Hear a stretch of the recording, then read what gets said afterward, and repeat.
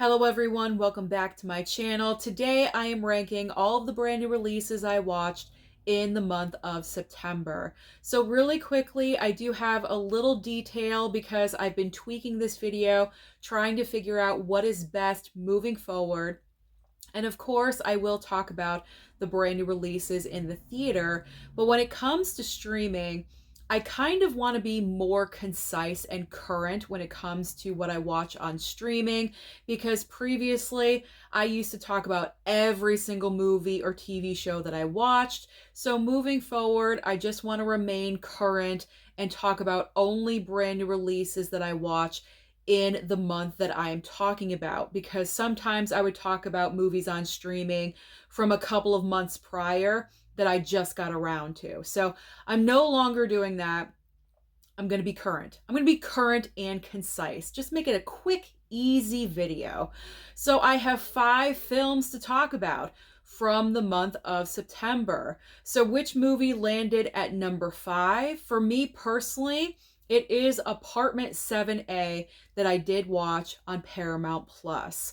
Now, don't get me wrong, there were great elements about this movie. In particular, the fantastic performances from Diane Wiest and also Julia Garner, the production design, the costumes. There's a lot of elements about this movie that I did enjoy. But the main problem for me, and the reason why I put the film at number 5, is because this is a prequel to Rosemary's Baby. So if you know the story of Rosemary's Baby, then you know what happens in Apartment 7A, because it's the same exact story. There's nothing new brought to the table to kind of, just put the story in a different direction or make us say, oh my gosh, we didn't even think of that. There's nothing about this movie that surprises us. It is another case of rinse and repeat. Instead of using Mia Farrow, they are using Julia Garner. So it's kind of disappointing that nothing new was brought to propel the story in a different direction, but I didn't absolutely hate the movie. I put it in the middle. I believe I gave it a 3-star over on my Letterboxd. I didn't love it. I didn't hate it. I don't need to watch the movie again, because if I do want to watch the story, I'm gonna watch Rosemary's Baby. So I'm good with Apartment 7A. One-time watch for me. A little bit disappointing, but it's all right. If you guys haven't seen it, honestly, you don't really need to. Like I mentioned before, just watch the original film, Rosemary's Baby, and you'll be all set. You know exactly what happens in Apartment 7A. All right, coming in at number 4 is Beetlejuice 2, or Beetlejuice. That may surprise you that I put Beetlejuice at number 4, because I love the original film. I love Winona Ryder. Michael Keaton as Beetlejuice is just so iconic to me. This was my childhood growing up. I love the original film so much, and the sequel for this movie was in the rumor mill in Hollywood for an extremely long time, and when they officially announced a sequel, I could not believe it. So when it came time to go and check out this film at the movie theater, I was just so excited. I was ready. I already knew it wasn't going to be a perfect film, because I never want to give a movie like that such a high expectation. It's not going to be a Top Gun Maverick situation. I knew it wasn't going to be perfect. But this film kind of disappointed me a little.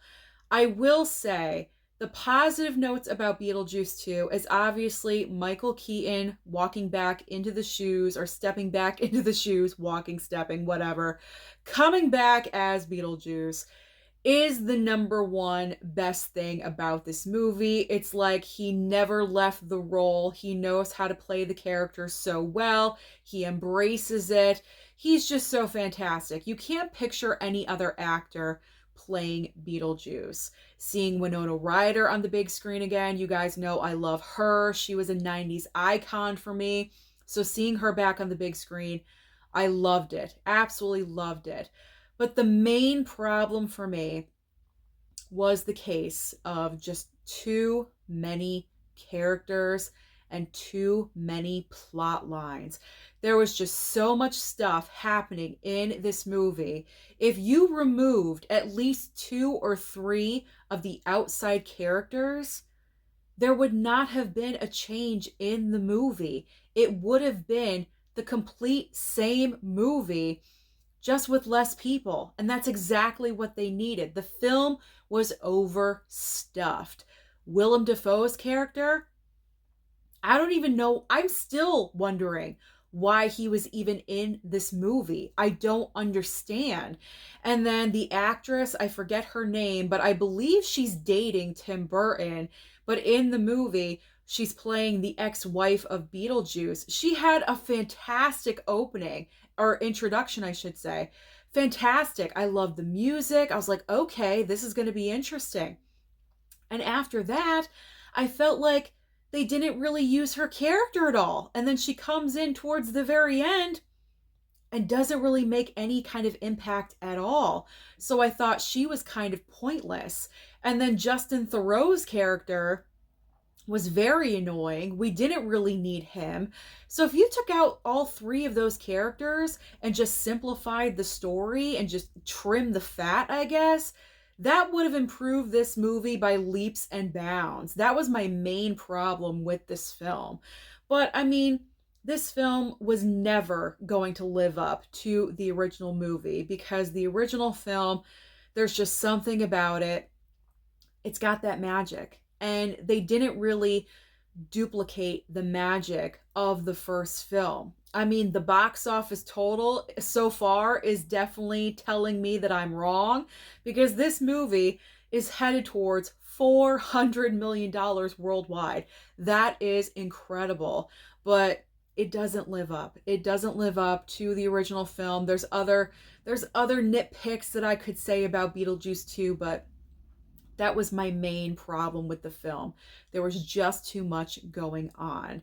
All right, let's move on to the middle of the pack at number 3, Inside Out 2. Yes, guys, I watched animation. Okay, I watched animation because I wanted to know the hype about this movie.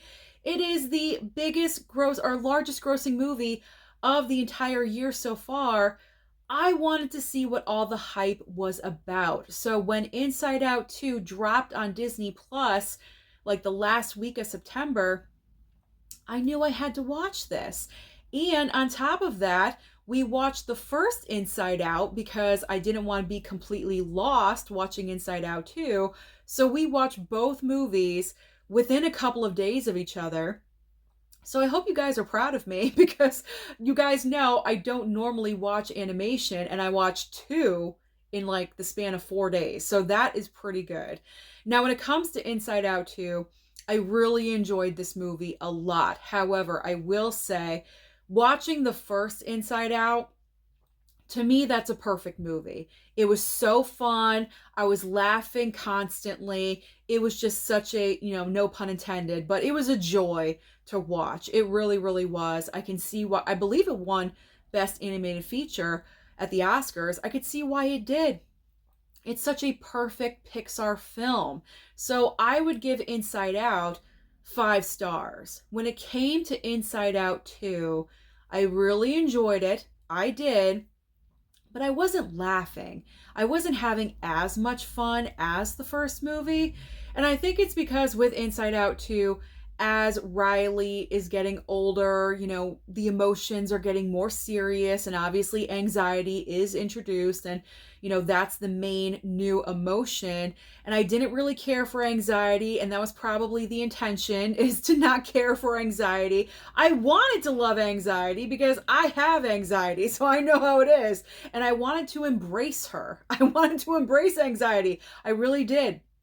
But there were a lot of moments where I just wanted to kick anxiety. She was getting on my nerves, and she was overtaking everything. And I mean, I get it. I know that was the entire point of the movie. But Inside Out 2 just wasn't as much fun as the first film for me.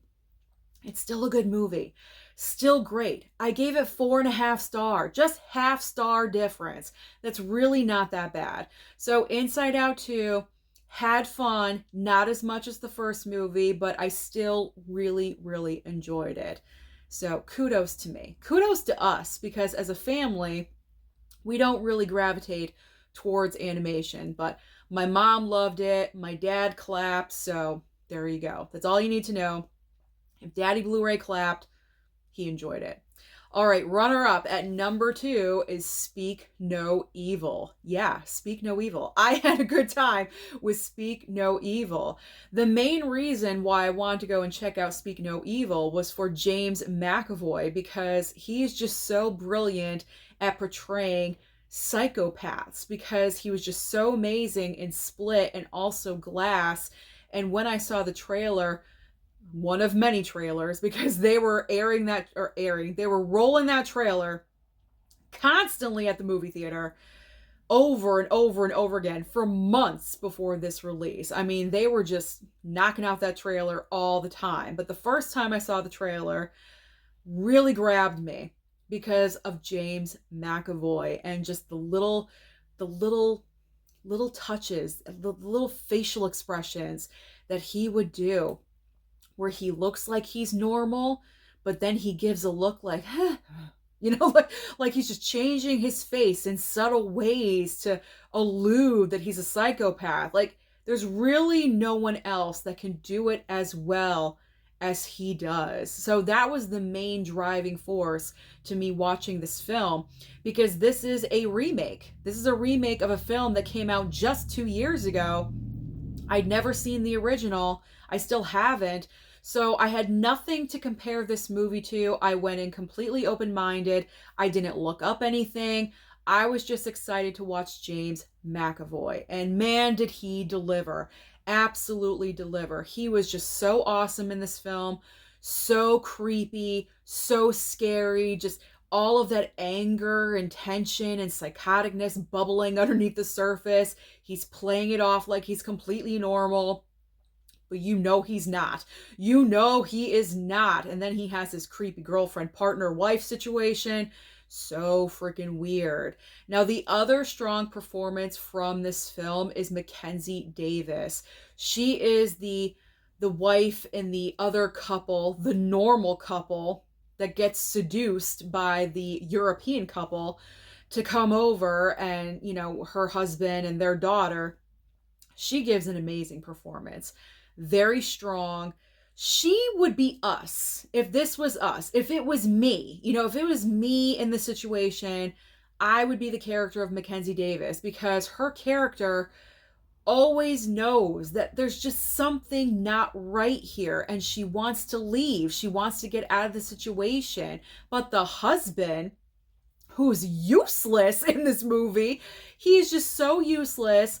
He is so wimpy. It's unbelievable, because Mackenzie Davis has to take the reins and say, we're doing this and we're doing that, because the husband has no clue what he wants to do at all. But she has to take the reins. She has to control everything, because her husband is just doesn't even know how to put his pants on without her. He is just the biggest ball of weakness. One of the biggest balls of weakness I've ever seen in a movie ever. And so her performance of just knowing that something is not right with the situation, we need to get out of here, really standing her ground, fighting back when it comes to the third act of the movie, she really impressed me. So Mackenzie Davis and James McAvoy were the two best performances of this film. I do have to say, when it does come to the third act of the movie, I kind of wanted James McAvoy to go a little bit further. He goes crazy, don't get me wrong. He goes there and it's great to watch. But I wanted him to go further. I just wanted it to go absolutely batshit crazy. I don't know. I don't know what I expected, but I just expected a little bit more. Maybe an extra 10 minutes or something. Just an ultimate confrontation. I don't know. It doesn't completely satisfy, because the entire movie, we're building tension. We're building tension. Things are moving kind of a little bit slow, but that's done on purpose, because we're building tension and we're trying to figure out what's going on here, because we know the situation is not 100% kosher. So we're trying to put these bits and pieces together as, an audience member. So we're building. And by the time we get to that third act, I just want everything to explode. And it does. It does explode. We get some dynamite, but I don't know what else I expected. I wanted like, I don't know. I just wanted like the whole forest on fire. I don't know. Like, I just expected a little bit more, but Speak No Evil, it surprised me. And that's why it's at number 2, because I wasn't expecting to enjoy the film as much as I did. But it's not my number 1. My number 1 was saved for The Substance. Oh my gosh, this movie is insane. Absolutely insane. Now, when it comes to the horror genre, when it comes to body horror, I haven't watched a lot of those movies, and this is what this movie is. It's a horror film, subgenre, body horror. So to kind of just prepare you for that, because I don't think a lot of people have checked out this movie. I know some people have. It's doing well at the box office considering how limited it is in locations at movie theaters. But I really want you guys to go and check out this film because it's so different. It's so different. It's so off the wall. It's incredible. So pretty much the premise of The Substance is you have Demi Moore, who plays an aging actress, starlet in Hollywood, kind of mirroring her real life a little bit, And so she's kind of being aged out because she is getting older. I think she's like mid-50s or something in this movie. And so she's too old. So they're kicking her out. She's very depressed. She doesn't know what the next step in her career is. And then somehow, some way, she gets offered The Substance. And what The Substance is, it promises, it's like a black market, like underground concoction that you inject into yourself. And what happens is that this mystery concoction promises a better, younger version of yourself. And I don't want to go any further in giving more explanation because I don't want to ruin anything, because I really want you guys to go and see this movie. But it is just out of control, crazy, one of the most original ideas I have ever seen on screen. This movie is 2 hours and 20 minutes. It did not feel that way at all because the pace of this film is just so well done. You never get bored as you're watching this. I was engrossed. I was like, what's happening next? What's going on? As far as Demi Moore and her performance, in my opinion, this is the best performance I've ever seen out of her, because not only is she vulnerable with the fact that she's kind of playing herself, meaning her age in Hollywood, but also she's like completely naked in this movie. And sometimes the scenes are full frontal a lot of the time. And so for her to have that courage to be able to star in a film, kind of like pinpointing what she's dealing with in her career right now, and then adding full frontal nudity on top of that, good for her. Like, amazing. Like, I respect her so, so much. But on top of that, she also gives a physical performance as well, because there's multiple times in this movie where she has to move her body in certain situations completely naked, getting vulnerable. It's an amazing, amazing performance to see. The makeup, oh my God, the makeup, every production design, there's so many technical aspects of this film that are so wonderful. Completely sets the vibe, especially the makeup, practical. I'm sure there is some, CGI special effects as well, but mainly practical. It just looks incredible, amazing. It's gross. Like, there's so many feelings that you have when you're watching this film. But other than Demi Moore, because she is the star of the film, but there's also the other half of her, the younger, better version, Margaret Qualley. man, this is the best performance I've ever seen out of her. Now, I've only seen her in a few roles. I saw her in Once Upon a Time in Hollywood and Drive Away Dolls. I'm not really familiar with the other movies in her filmography, but this is definitely the best performance I've ever seen out of her as well. She just takes this character to an extreme. She is selfish. She is motivated because she knows what she wants. She's devious. Like, this is just such a juicy part for an actor, and she pulls it off so well.